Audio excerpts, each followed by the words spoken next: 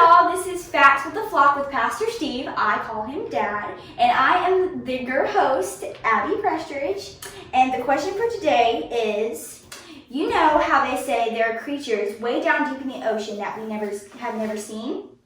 Why did God create creepy giant things? And actually, why did God create Satan?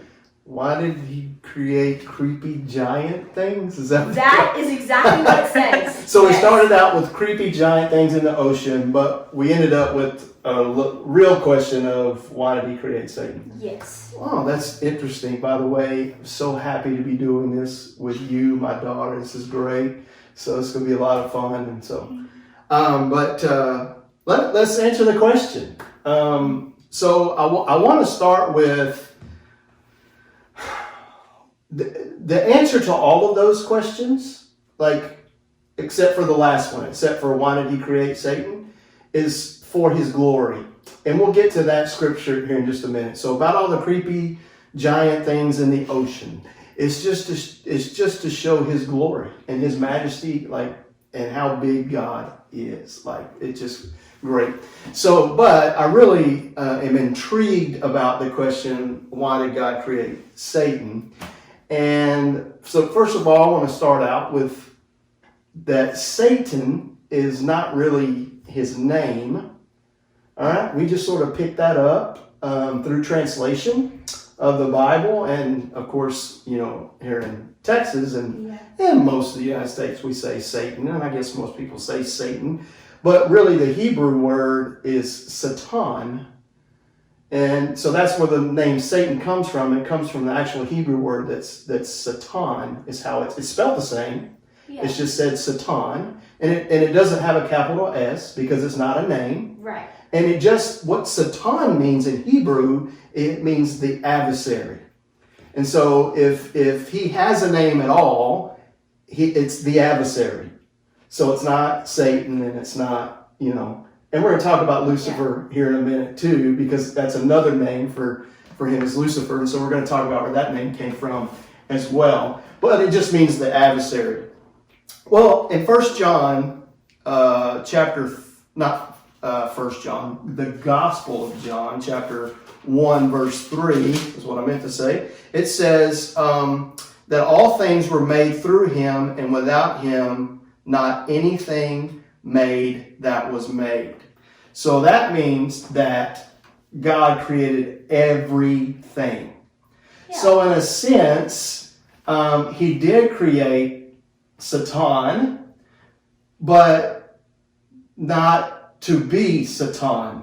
So he did create him because God created everything, but he didn't create him to be the adversary. Yeah, he was originally created to be an angel. We're going to get to that. Yeah, so we're going to get to that in the story of Lucifer and Ezekiel in just a minute. But I want to go back to the original answer that I gave, which is really the answer to a lot of questions of why God does something. It's for his glory, usually every time. And so the other scripture that we have that tells us that it's about his glory is found in Colossians chapter 1.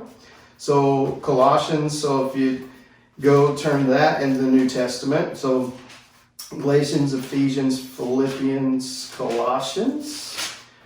When I was your age, how I remembered that was General Electric Power Company, but you really don't know much about that. But anyway, so Colossians chapter 1, verse 16, this is what Paul says. It says, for by him, talking about Jesus, said all things were created in heaven and on earth, visible and invisible.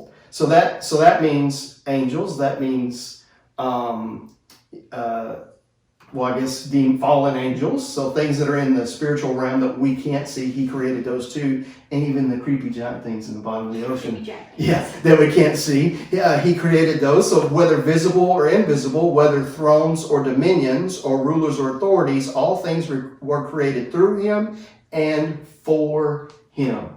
So again, it's for his glory. It's to put him on display. It's to show who he is. And so that's why God created anything and everything, even you and I. And so there's some people that's why you were created, was for God's glory. Yeah. So sometimes when you feel bad about yourself or feel whatever, just remember that, hey, wait a minute. I was created for God's glory. I was created to put God on display. Mm-hmm. That's pretty awesome, right? That's a pretty cool thing to think of. All right, now let's get back to Satan, right? Because that's the interesting part of this whole question is Satan. I've never heard it that way. Yeah, it's interesting when you start studying the original languages, what you learn about Scripture and how much it deepens it. But if we want to really know the story of Lucifer or Satan, we'd actually turn to the book of Ezekiel, chapter 28. Now, the first half of the chapter 28 talks about the king of Tyre. So this is a bad, ruthless king. He was very evil, all right? He was very mean to his people. And so it spends the first 11 verses or 10 verses talking about directly to the king of Tyre. And then it spends the last half of the verse of chapter 28, beginning in the middle of verse 12, describing the power behind the king of Tyre, which was Satan, the adversary. All right, and so this is where we get the story of Lucifer. So we read in Ezekiel chapter 28, beginning with 12b, or in the middle of verse 12.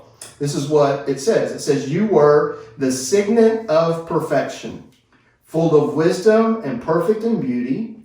You were in Eden, the garden of God, and every precious stone was your covering. Sardius, topaz, and diamond, beryl, onyx, and jasper, sapphire, emerald, and carbuncle. And crafted in gold were your settings and your engravings. On the day that you were created, they were prepared. You were an anointed guardian cherub. I placed you. You were on the holy mountain of God. In the midst of the stones of the fire you walked.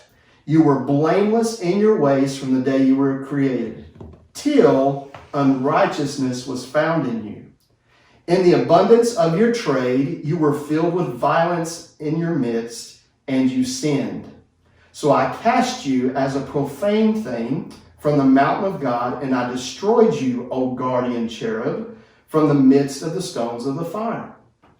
Your heart was proud because of your beauty. You corrupted your wisdom for the sake of your splendor. I cast you to the ground. I exposed you before kings to feast their eyes on you.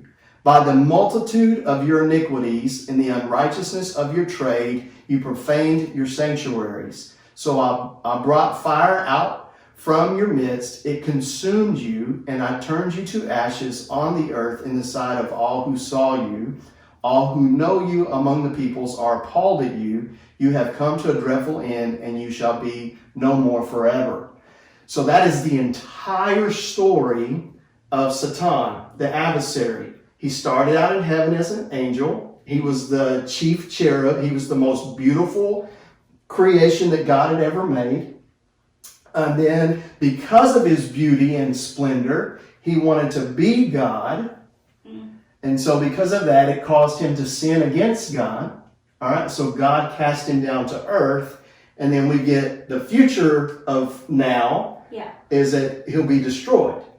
Now, he hasn't been destroyed yet. Now, what Jesus did on the cross ultimately destroyed him, or defeated him, but yet he hasn't been turned to ashes yet. He hasn't been put into the abyss yet forever and ever and ever, which is a little bit more deeper study into what's going to happen, but that's going to happen. If we turn just a couple of books back to the book of Isaiah, we're going to read another story about him and about his end, and that's in Isaiah, chapter 14. Isaiah chapter 14, beginning in verse 12. It says, this is again another story about Hillel. All right, so that Hillel, all right, so that's, Hillel is where we get the name Lucifer from.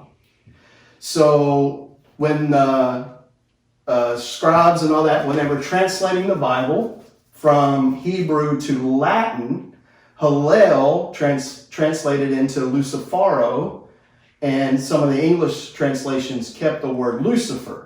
And so this is where we get the angel Lucifer, that he was called Lucifer in heaven, but his actual name was Hillel, which just means shining one. which when we read the description in the beginning of Ezekiel, right? He was covered in all these jewels and his settings were gold. Okay, so that's what that means. Lucifer means, oh, shining one. All right, so, or morning star. It means all these things. And so when we turn to Isaiah chapter 14, verse 12, it says, how you are fallen from heaven, O day star, son of dawn, is how my translation translates it. But it's Hallel, which translates to Lucifer. So King James Version will say Lucifer there. That's how they translate it. How you were cut down to the ground, you who laid nations low. You said in your heart, I will ascend to heaven above the stars of God, and I will set my throne on high. I will sit on the mount of the assembly in the far reaches of the north. I will ascend above the heights of the clouds. I will make myself like the Most High. But you were brought down to Sheol. Now, Sheol means hell. All right, so Sheol means hell, the permanent place of death, to the far reaches of the pit. So again, it talks about this is who you were. You were the bright morning star. You were my greatest creation, but you wanted to be me. There's only one God. Sorry, you can't be, and it's only me. It can't be you, right? That's what God said. And so again, he brought him down to Sheol, cast him down to earth, but he's going to eventually again put him in hell permanently to the end. So the question is, did God create Satan? The answer is yes, but he didn't create him to be the adversary. God didn't create his sin. All right. So let me turn to James to show you what I mean. James chapter 1. This will be our last scripture. James chapter 1 and verse 13. So yes, he did create Satan or Hallel, the bright one, but he did not create him to be Satan, the adversary. So he didn't give him sin. And in other words, God didn't create his sin or give him sin. And so again, we're going to use the book of James to help us out with that. James chapter 1, again, verse 3. Let's see, not verse. Let's go to verse 13. It says, "Let no one say when he is tempted, I am being tempted by God. For God cannot be tempted with evil, and he himself tempts no one." So when Hallel was in heaven, all right, or Lucifer, however you want to say it, when he was in heaven and he got this idea that he wanted to be God, God did not tempt him with that idea. Right. See what I'm saying? Yeah. He didn't give him that thought. That thought came from his own pride, right? From Ezekiel, came from his own pride and his own beauty and his own splendor. He thought he could be like God.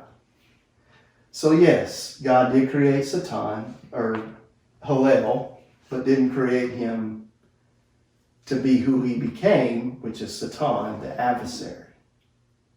So that kind of gives us the answer to the question. Wow. I had that question and now it is answered. And I'm glad you guys joined us. This was very fun. And I hope that we will see you again. It'll be great. Looking forward to it, baby girl. Me too. All right, bye y'all. Bye.